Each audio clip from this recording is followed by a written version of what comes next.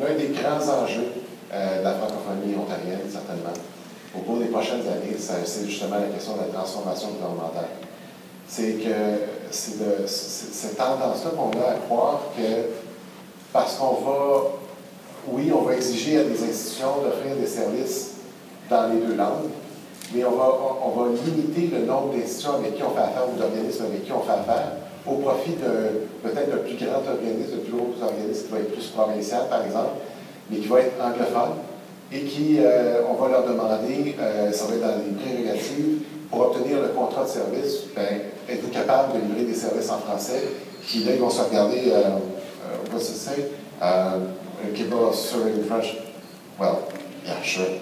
Alors, ça, c'est là qui est un danger. Qui est un danger parce que là, on peut écarter des institutions qui existent déjà dans nos communautés qui offrent des services en français. Et ce n'est pas juste une question d'offrir un service en français, c'est une question de comprendre comment est-ce que le service en français est offert. Et pour qu'un service en français soit vraiment et réellement efficace, il faut créer des lieux où le francophone va se sentir à l'aise de recevoir ces services en français, puis qui va rentrer dans ce lieu-là ou qui va téléphoner à cet endroit-là, puis il ne va pas se demander avant de prendre l'appel ou avant d'aller sur le site Internet ou avant de rentrer physiquement dans l'édifice. Est-ce qu'aujourd'hui va être la journée où je vais cesser de demander mes services en français? Parce que tous les francophones qui sont ici, on a tous passé par là, puis s'il fallait qu'on mette un grelots à l'entour du cou de tout le monde ici qui n'ont pas un jour ou l'autre, pour pas demander leur service en français quand ils pouvaient le faire, on ne s'entendrait pas parler. Puis, ça, c'est la vérité. Donc, il faut créer des lieux propices où le francophone va se sentir à l'aise de demander son service en français. Mais pour ça, il faut qu'on ait encore là cette question de gouvernance, puis qu'on ait donc cette question de livrer des services qui vont être appropriés pour la communauté francophone. C'est pour ça que quand j'ai rencontré des gens de la commission de Drummond, on a passé ce message-là, puis dans le rapport annuel qu'on a fait, pour demeurer un excellent rapport, dans le rapport annuel qu'on a fait, il y a des recommandations qui sont écrites dans cette direction-là, chapitre 5, pour rappeler, oui, c'est vraiment très facile à lire, pour rappeler au gouvernement qu'on vous a à l'œil, c'est sûr, puis oui, vous pouvez faire, c'est pas qu'on a quelque chose contre la privatisation, c'est pas ça.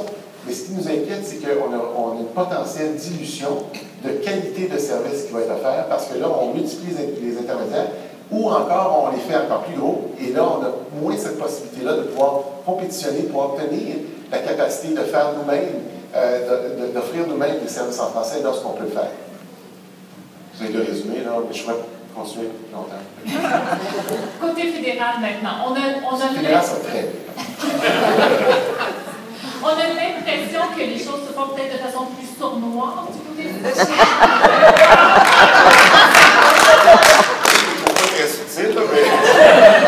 Laissez-moi vous raconter un exemple tout à fait concret.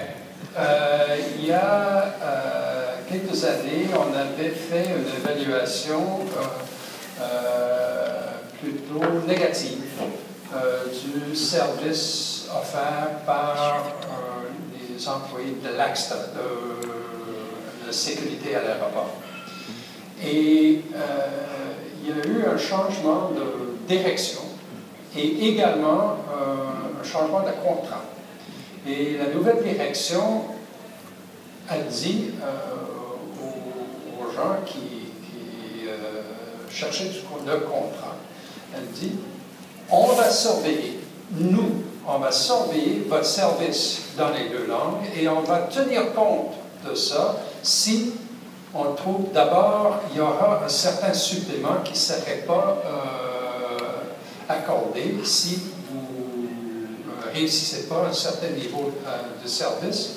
Et dans le renouvellement du contrat, on va tenir compte de votre capacité de livrer la marchandise.